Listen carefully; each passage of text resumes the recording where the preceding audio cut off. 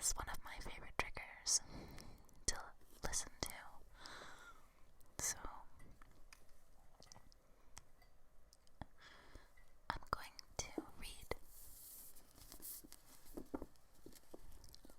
and maybe some of you will find this educational or interesting, and maybe some of you will just think it's relaxing to listen to. Okay.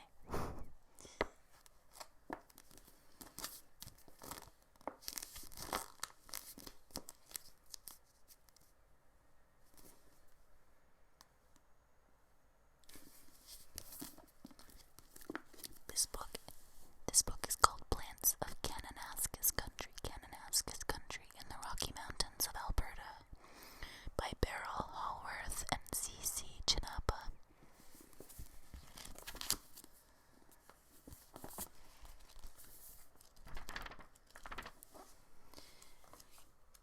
Okay. There are really good photos in this book, really good pictures. I love a plant book with pictures.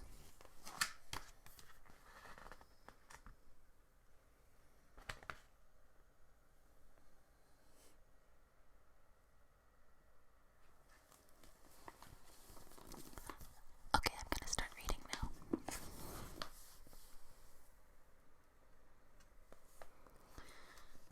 So,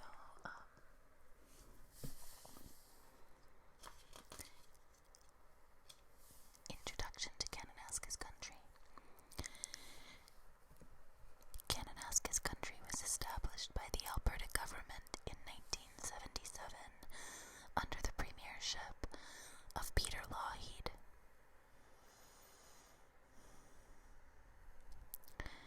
Kananaskis Provincial Park was designated at the same time and was renamed Peter Lougheed Provincial Park in 1986 to honor the premier who devoted much of his time to ensure that Kananaskis Country was successful.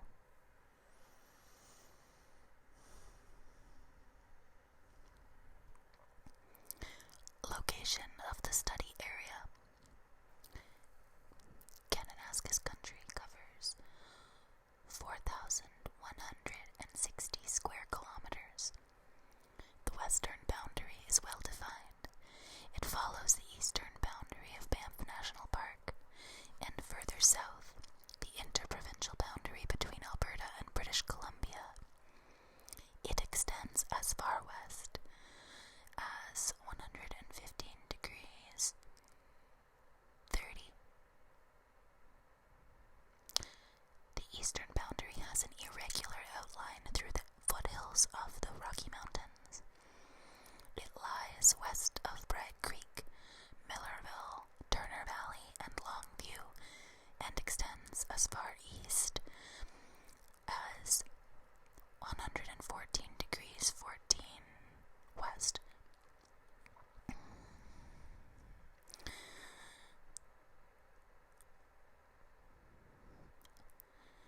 There are no nearby towns or hamlets to use as reference points. The town of Coleman lies 60 kilometers south. The boundary extends as far south as 50 degrees 05 north.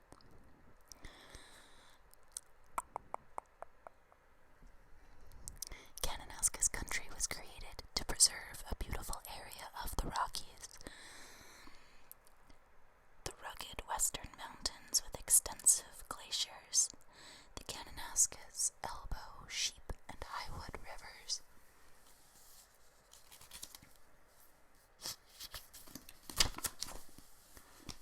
With their many tributaries, the beautiful lakes and the foothills scenery.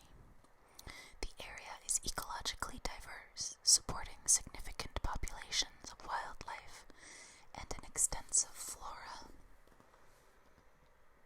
Wildlife species include moose, deer, elk, mountain goat, bighorn sheep, and both black and grizzly bears. There is also a high concentration of cougars in some places. The Sheep River Wildlife Sanctuary lies in the southeastern part of Canada. is extensive and varied, typical of the mountains and foothills. A major migration of golden eagles takes place along the front ranges of the Rocky Mountains in spring and fall. In spring 1993, over 4,000 golden eagles were recorded. Over 4,000 golden eagles were recorded. The plant life is equally diverse and features alpine species, grassland plants, marsh plants, and forest species, as well as aquatic plants in the lakes and rivers.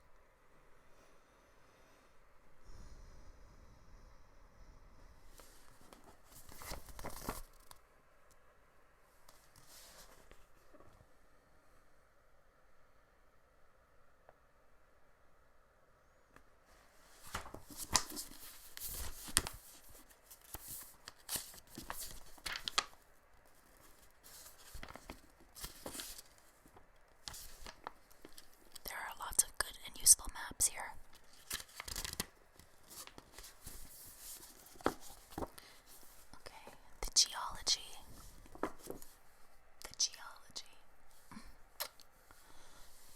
The geology of Kananaskis country. The Kananaskis area was one of repeated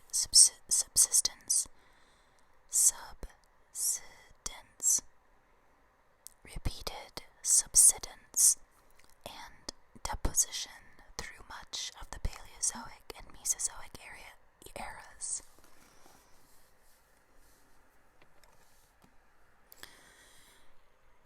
I'm gonna keep experimenting with the mic. Okay.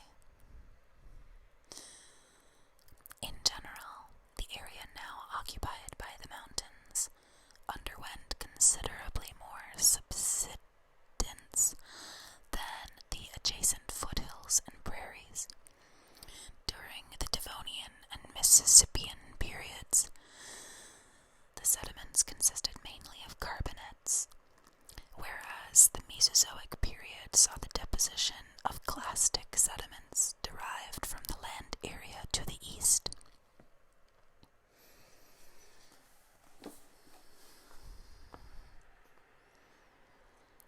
The mountains first appeared in lower Cretaceous times as a result of uplift to the west, providing an influx of sediments from that direction. The zones of deposition of these sediments in shallow epicontinental seas moved slowly eastwards until the Paleocene period.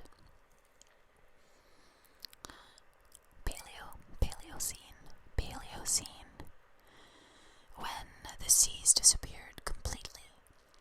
By then, the main structures we see today in Peter Lougheed Provincial Park had been formed. But erosion gradually removed many of the original mountain tops. Streams flowed northeastward, and the remains of the outwash gravels on the tertiary valley floors are now preserved on the tops of the Hand Hills, Wintering Hills, and Cypress Hills. These coarse, well-rounded gravel deposits would require a fast-flowing, braided stream to transport the sediments from the mountains.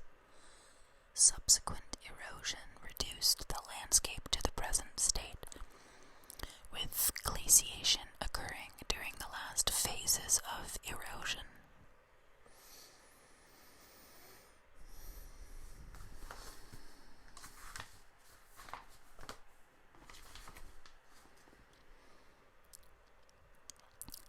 Kananaskis country. Kananaskis country. Kananaskis country straddles 3 of the 4 major structural provinces in this part of Alberta. To the east of Kananaskis country is the Interior Plains region, usually referred to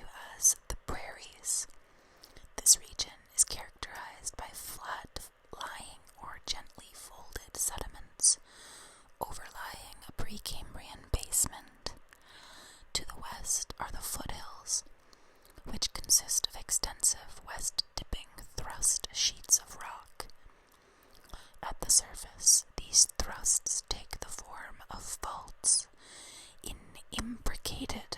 Imbricated means overlapping and broken. Imbricated soft Mesozoic rocks. At depth, however, these faults changed thrusts in Paleozoic carbonate rocks which do not appear at the surface.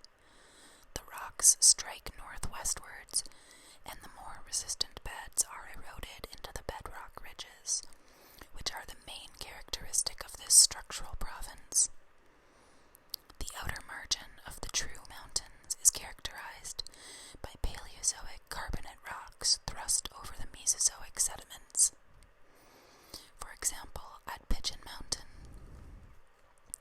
these are the front ranges. The softer Mesozoic strata, for example, the Kootenai Formation,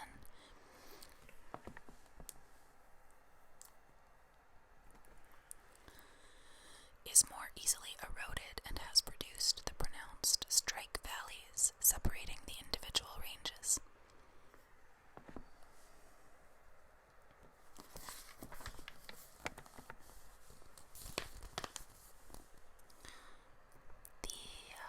Near the Continental Divide, in the northwest part of Peter Lougheed Provincial Park, the imbricated thrusts are developed in lower Paleozoic rocks.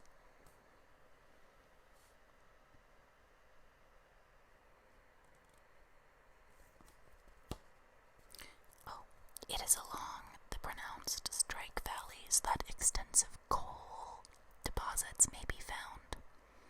The carbonate rocks provide important habitats for calciferous plants, such as flame-colored lousewort, pedicularis flammea, which require high calcium content soils. Geology is very important if you want to understand plants in their native habitat. So, most of Kananaskis country has been covered by mountain glaciers at some time. During the latter part of the Pleistocene period. Pleistocene. The ice originated both within Peter Lougheed Provincial Park and to the north and west. But some of the crests of the outer eastern peaks, such as Plateau Mountain, may have remained unglaciated for at least 100,000 years. This information is important to botanists, since these peaks would have acted as refugia for plants during glaciations, and it offers an explanation of the origin of the diverse alpine flora.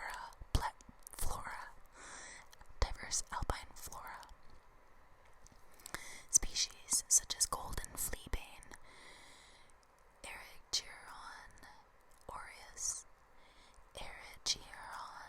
aureus, that occur only in southwestern Alberta, presumably evolved on these mountains. When the climate was cold but no major glaciers blocked their way, alpine plants were able to enter the region from as far away as California and the Arctic. The last glaciation was extensive, but the ice had commenced a retreat from the area in the outer foothills by about 11,500 years before the present.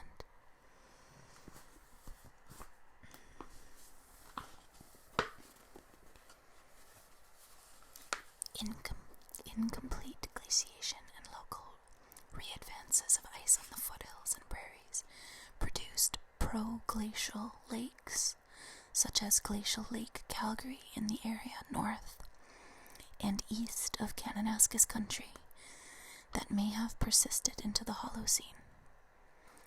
Subsequently, a warm period, the Altithermal, occurred between 7,000 years ago and 4,000 years ago, followed by cooler, wetter conditions as shown by pollen evidence and the nature of macrofossils in lake sediments.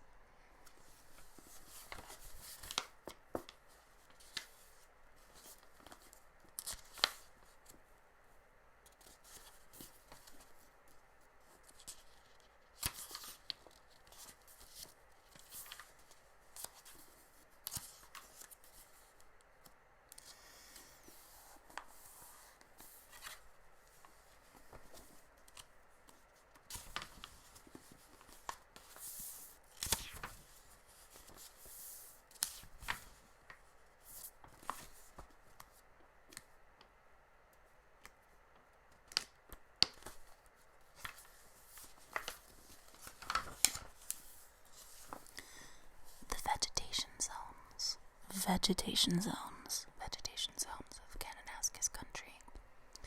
The vegetation of the Kananaskis Valley is primarily determined by the elevation, topographic position, substrate, and fire. These factors influence both the composition and age of the forests. Vegetation has been divided elevationally into 5 zones: foothills, montane, lower subalpine, upper subalpine, and alpine. In each vegetation zone, topography and substrate affect vegetation composition along gradients of soil moisture and nutrients, but fire determines the forest's age. The foothills zone. The foothills zone is an important region, covering about 10% of the study area. It is characterized by forests of lodgepole pine,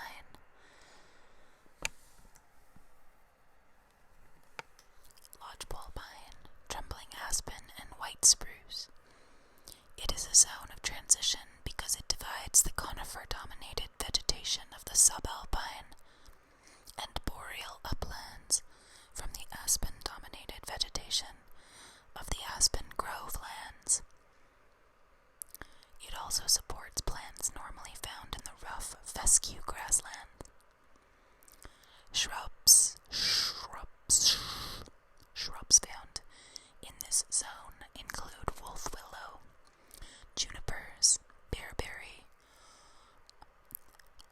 Bearberry has one of my favorite scientific names ever: Arctostaphylos uva ursi. Arctostaphylos uva ursi. Bearberry. It's also known as kinnikinnick, Arctostaphylos uva ursi. What a good name. Glandular bog birch and willows. Herbaceous plants found here include cow parsnip, strawberry, yellow mountain avens, and common fireweed. Along the stream sides, sweet cicely, currants, gooseberries, meadow rue, common pink pyrola, cotton grasses, and horsetails are found. The montane zone. I could keep reading this all night, but I think that's enough for now.